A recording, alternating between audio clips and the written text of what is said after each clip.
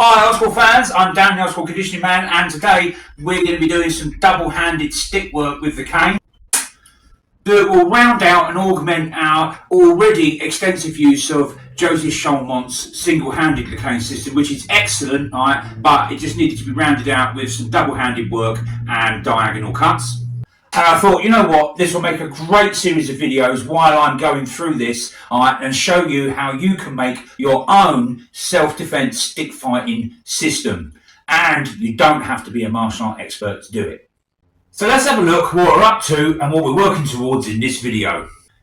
Breaking it down cut by cut and then drilling and putting them all back together into a smooth and continuous flow drill. So let's have a look at cuts 1, 2, 3, 4, 5 and 6 all together. Cut 1, cut 2, cut 3, cut 4, cut 5, cut 6, cut 1, cut 2, cut 3, cut 4, cut 5, cut 6. So there you go, that was two-handed cuts 1 through 6 with the heavy walking cane. So let's start breaking it down and how we get from the walking or ready to the guard position. And looking at stance, hand position, the guards, and how we guard the body while moving the cane from the ready to the engaging guard position. First, like I said earlier, if you want to learn how to create your own stick fighting system, there are a few things that you're going to need to consider, just like I had to before making this two-handed stick fighting video series.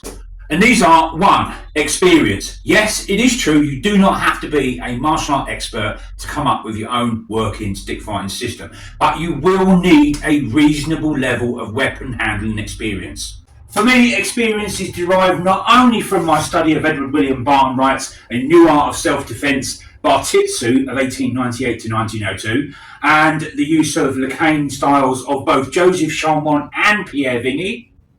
Some late Victorian sabre fencing practice, primarily using the fencing system of John Musgrave Waite, but also a bit of Cossack sabre of the Imperial Russian Army.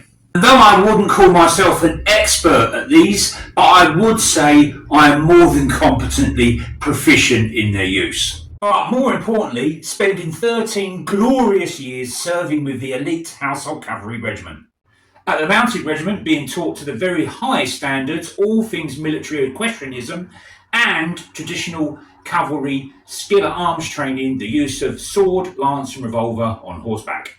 And as a formation reconnaissance soldier and tank commander at the Household Cavalry Armoured Regiment, I was trained in a dizzyingly wide variety of weapons and weapon systems, both lethal and non-lethal, including being a public order instructor, so I am more than familiar with the use of the MOD baton, and that is something that I am prepared to say I am somewhat of an expert in. Deploying on several operational tours, including 2 of Iraq, where I got to put my skills and training to the ultimate test, and there were some close calls there, I can tell you. But here I am, standing talking to you, with at least one of my 9 lives still intact, so that's got to say something. Now, lastly and most importantly, in creating your own stick fighting system, and before you even think about hitting anything, you're going to need to consider, just as I have, the following things. 1. What type of weapon or weapons are you going to use for your system? Will it be a short stick like a military baton, a longer but light cane like the one used in Vigny style, or will it be a heavy walking cane like the one I am using in my system? The reason you need to think about this is because whatever weapon you choose, it's going to give you some advantages, but more importantly, you're going to need to be aware of the disadvantages that weapon will also have. 2, what are you intending your system to defend against? And equally importantly, what are you not intending it to defend against? The reason I say you need to think about this is because pretty much all weapon-based fighting systems are designed to be used against the same type of weapon or similar types of weapons or weapons that have a lesser combat power. Okay, third and finally, and this one's a bit of a conglomeration, okay, you're going to need to give some consideration to style, format, and some general rules for your stick fighting system. Okay, style. Is it one-handed, or is it two-handed, or is it going to be both? Now, I would suggest that you stick to either single or double-handed, because if you try and make it both, it's going to make it really quite complicated. And this is already a hard enough task as it is, okay? All right, so keep it simple, all right, and stick to either single or double-handed. Secondly, within style, are you going to use any influences from any other styles that you use or that you know of, okay? Because these will also give you advantages and disadvantages within the system that you're going to need to think about. Format. Is it a standalone system or is it a companion system? If it's a standalone system, you are going to need to consider how your system is going to traverse, control, and dominate the 4 spaces of combat, okay? And that is long range to medium range to short range to grappling range. If it's a standalone system, it must be able to control, dominate, and traverse all of those 4 fighting spaces. If it's a companion system, okay, to run alongside something you're already using, it can be much shorter within those combat ranges because you've got the other style to dominate a longer or a shorter range, okay? General rules. Well, really, we're talking about a set of guidelines and boundaries, okay, that you're going to need to impose upon your system and yourself, and it's going to be governed by these following things, okay? All right. You don't need to be a martial art expert to come up with a reasonably effective stick fighting system, but if you're not a martial art expert, don't try and be one, okay? Stay within your ability range to use your given weapon system, okay? All right, and stay within your knowledge of how the weapon system can be used and what you're defending against can be used against you, okay, because that's going to limit what you can put in and what you're not allowed to be put in, okay? All right, but also, more importantly, you've got to think about your own level of physicality, not just how fit you are, okay, but that is going to be a key point, but you're also going to need to think about any restriction of movement or pain through any upper body or lower body limb or joint, because if that happens, if you've got any of those 2 things, okay, it's going to limit your footwork, your power delivery on strikes. So that's going to have to be a consideration when you start to think about footwork and strikes and things you're going to be able to not do or do. So that being said, before learning stances, guards, and the 6 basic cuts of my 2-handed fighting system, we'll take a minute discussing the decision process that I made whilst creating the system that's going to unfold over the next few episodes of this video series. To give you an understanding of the system as a whole and why and for whom it was created. The weapons it was designed to be used with, what it was designed to defend against, and its style, format, and some general rules of the system itself. So, as part of my ongoing study of Edward William Barton-Wright's new art of self-defense, Bartitsu, in its original style and format of 1898 to 1902, this double-handed walking stick fighting system has been created with the late Victorian and early Edwardian gentlemen in mind, and created as a companion system to the Bartitsu walking stick system, giving the Victorian gent, built like me, a simple, easy to learn, fast flowing and more powerful striking system for use with a heavy walking cane or anything up to and including a pickaxe handle to control and dominate the medium to short and grappling combat ranges, being primarily designed to defend against attack from street thugs armed with larger knives and heavier sticks, or even some decidedly unfriendly local brandishing heavy clubs, short spears, or long staff-type weapons on the fringes of the British Empire. And also drawing influence from both Cossack and Polish cross-cutting sabre systems, as well as Joseph Chalmont's and Pierre Vigny's Lecain. And boiling and condensing this down to an effective system using 8 horizontal, vertical or diagonal full or half cuts, but always ending in a full cut after a half cut. Then rounding it off by also using point attacks from both ends of the cane and the middle for some pretty savage close-in work. Right, let's get on with the meat and potatoes of today's video. And before looking at each of the individual 6 basic cuts of what we're going to learn today, we'll first look at how we get from the walk-in or ready position to engaging guard, and hand position, stances, and how to get from the walk-in or ready to the engaging guard position. So, Victorian gent is walking casually down the street, minding his own business, and suddenly we're confronted with an attack to our left-hand side.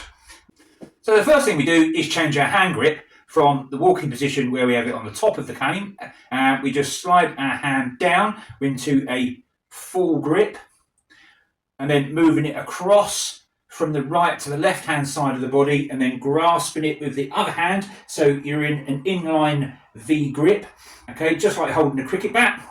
And then you bring it to the left toe as you step forward, guarding our lead left foot as we step forward, bringing it up the body, okay, and into a high position, guarding anything on our left hand side, and we are then ready to strike either from our right or our left hand side. And then if there is no strike coming from the top of the head, we finish an engaging guard there. And then back to the ready position. All right, so we'll now do it a little bit quicker. There. And if we face an attack to our right hand side, we simply just do the same but stepping back with the right foot.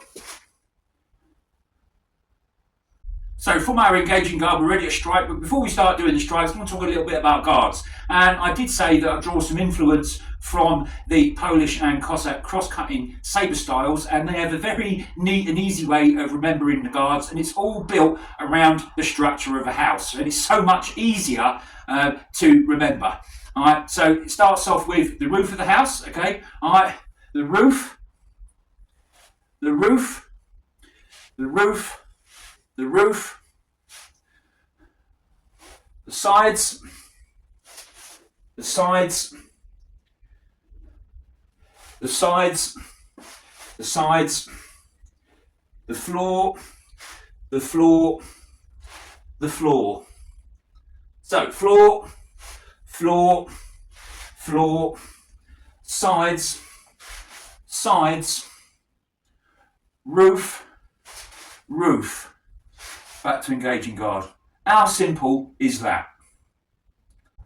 So from our engaging guard, we're ready to do the first of the 6 strikes, and it's a cut one to the left hand side of our opponent, cutting through to his right hand side in the diagonal strike.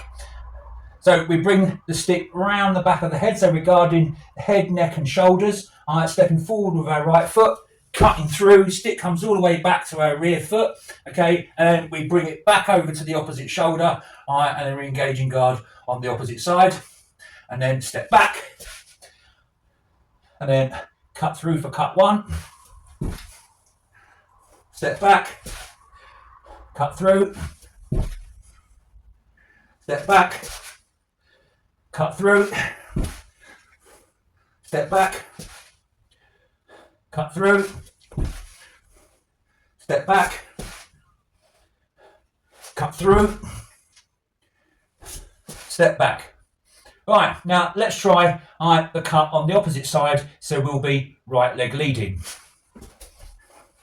This time it will be a cut 2 to the right hand side of the opponent's body, cutting through to his left hand side. It's exactly the same but in reverse. Okay, sweeping the stick down, protecting the head, neck and shoulders, stepping through with our left foot, diagonal cut to our rear leg, okay, and bringing the stick back over to engaging guard, and stepping back, cut through, engaging guard, stepping back, cut through, engaging guard, stepping back, cut through, engaging guard, and stepping back. Alright, so let's go back to our left leg leading. Let's do cuts 1 and 2 together. So, cut 1, and then it comes over, and then this time we're going to step back with our right foot, and then cut through, and then down, cut 1, cut 2, cut 1, cut 2,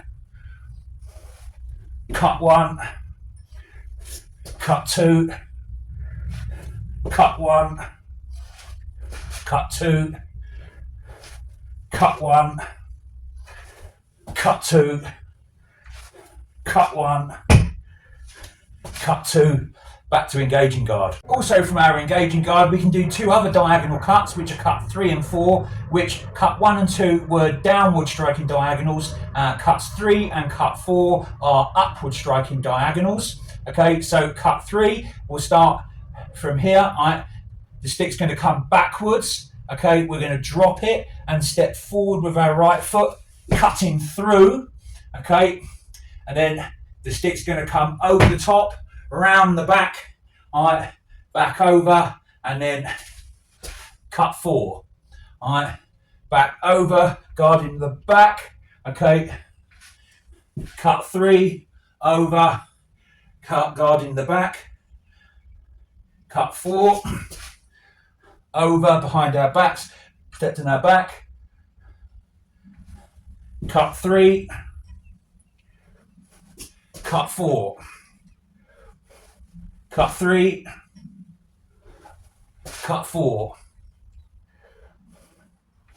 cut 3, cut 4, cut 3, cut 4, cut 3,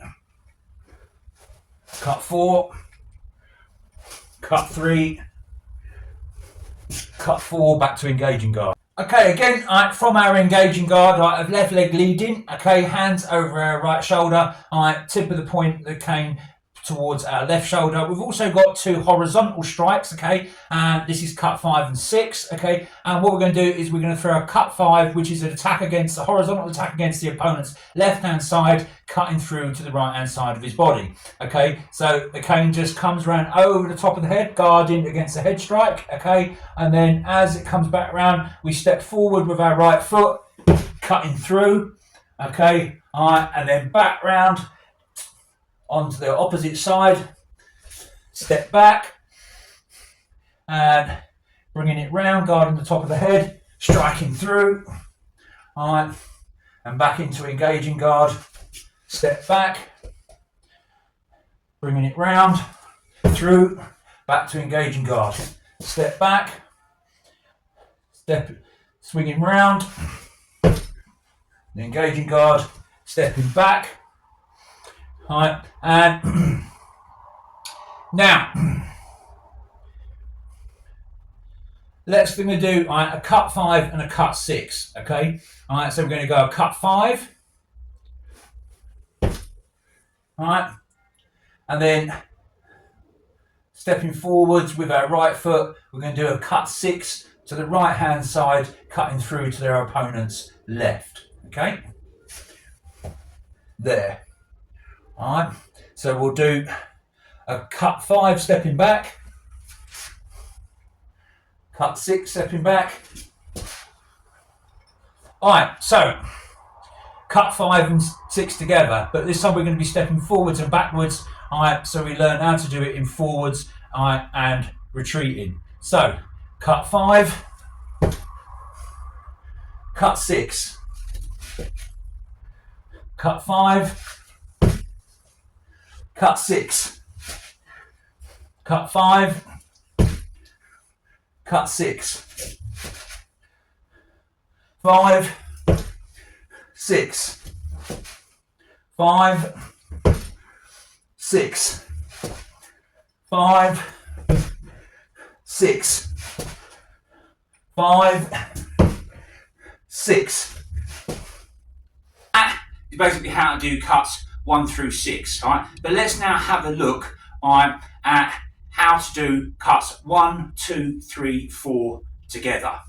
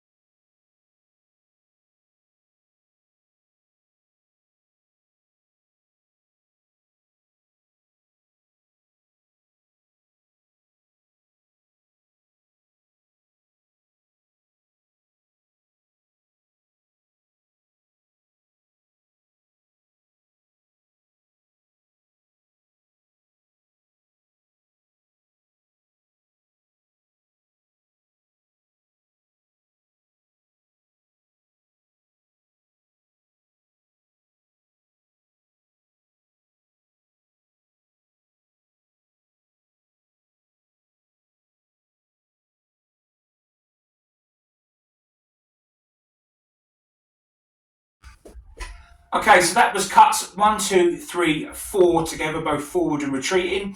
All right, now let's have a look at cuts 1, 2, 3, 4, 5, and 6 all together. Cut 1, cut 2, cut 3, cut 4, cut 5, cut 6, cut 1, cut 2, cut 3, cut 4, cut 5, cut 6, cut 1, cut 2, cut 3, cut 4, cut 5, cut 6, cut 1, cut 2, cut 3, cut 4, cut 5, cut 6, cut 1, cut 2, cut 3, cut 4, cut 5, cut 6, cut 1, cut 2, cut 3, cut 4, cut 5, cut 6. That was cuts 1, 2, 3, 4, 5, and 6. All right, and that wraps up today's video and part 1 of our brand new video series, the Bartitsu two-handed heavy walking cane striking system, and how to create your own stick fighting self-defense system. And I'm Dan, the Old School Conditioning Man. This has been Old School Conditioning Training, and I hope you've enjoyed the video. And don't forget, don't be no crazy fool. Hit that subscribe button and follow down at Old School. Thanks for watching, guys, and I'll see you in the next video.